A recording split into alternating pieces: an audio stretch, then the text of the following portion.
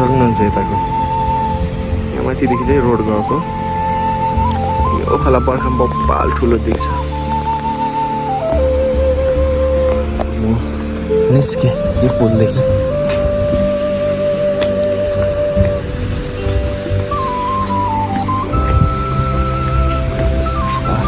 कस्तो दामी हावा चल्दो रहेछ पुलमा। त्यहाँ देख्न सक्नुहुन्छ पारितिर पुल। खोला अहिले बढी गएको रहेछ, अस्ति त थिएन।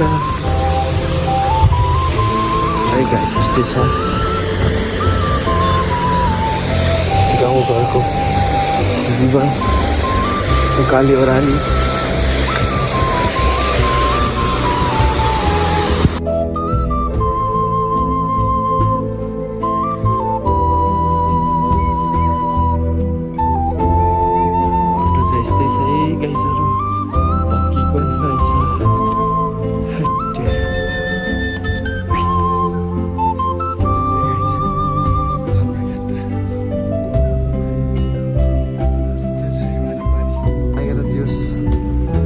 मोबाइल देखिरहेको छ आकाश। यता छ हाम्रो बाटो चाहिँ ओह्रालै लाग्नुपर्ने जस्तो छ। यसको काठ यहाँ लिएर छोडामा राखिराखेको रहेछ। हामी चाहिँ यताबाट जानुपर्ने हुन्छ जस्तो भएर। त अब अर्को झन् यो पुल हामी आउन आँटेका छौँ।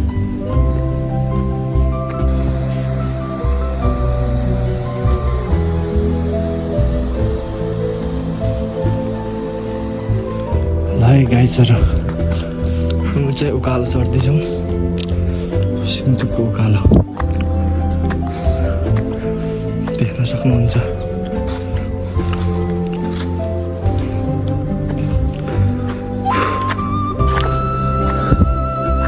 बहुत गर्मी छ, उकालोले साह्रो पर्यो गाइसहरू। यस्तै छ बाटो।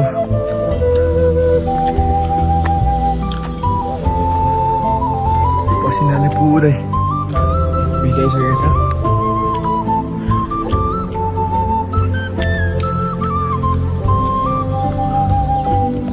यस्तै छ बाटो गाइजहरू।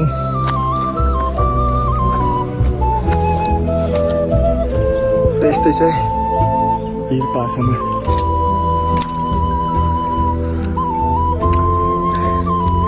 यस्तो उकालो चढ्नुपर्छ।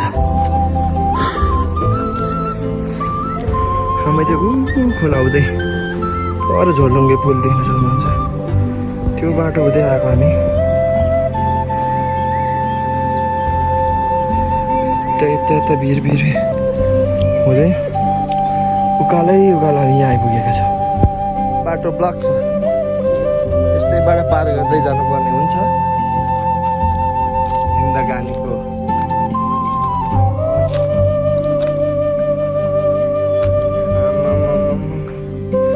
पुरै बाटो त पहिरोले लगेछ माथि।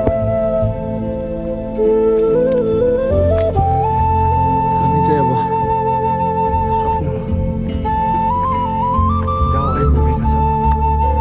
यो चाहिँ लास्ट उकालो सकिएको हो।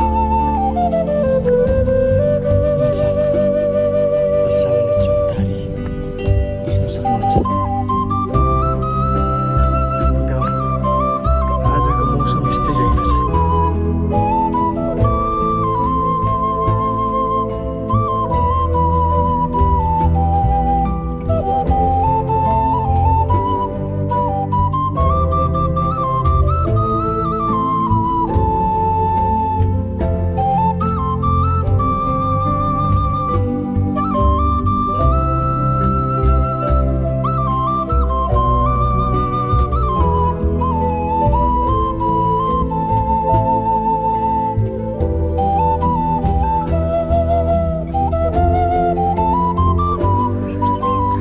यस्तै थियो दिनचर्या।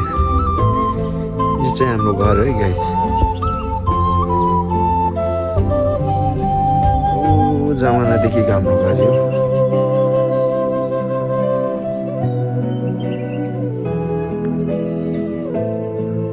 जम्मा हाम्रो यो गाउँमा चाहिँ लगभग 12-13 घर जति होला। हामी बसेको यो गाउँदेखि उँभो चाहिँ जस बस्ती छैन, हाम्रै हो लास्ट यो गाउँ।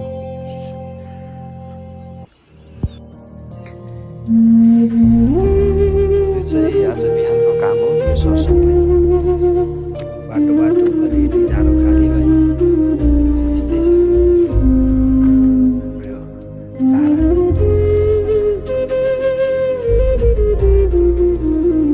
पुरै जङ्गल भइसकेको छ।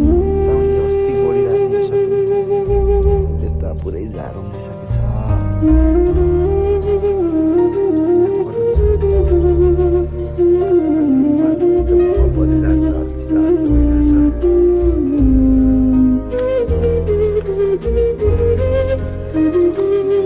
यस्तै छ फुलहरू हाम्रो गाउँमा। चाहिँ बाख्राको खोर हो, देख्न सक्नुहुन्छ तपाईँहरू। यहाँ मौरीको डुँड पनि छ। जस गाउँ बस्नलाई रमाइलो छ। यो चाहिँ हाम्रो स्कुल हो, 3 क्लाससम्म यही पढेको मैले पनि। बारीतिर नि मान्छे कलेजी बाँच्छ टन्नै। उतापट्टिबाट देख्न सक्नुहुन्छ हाम्रो घर, एकदम गाउँको घर, खरले छाएको।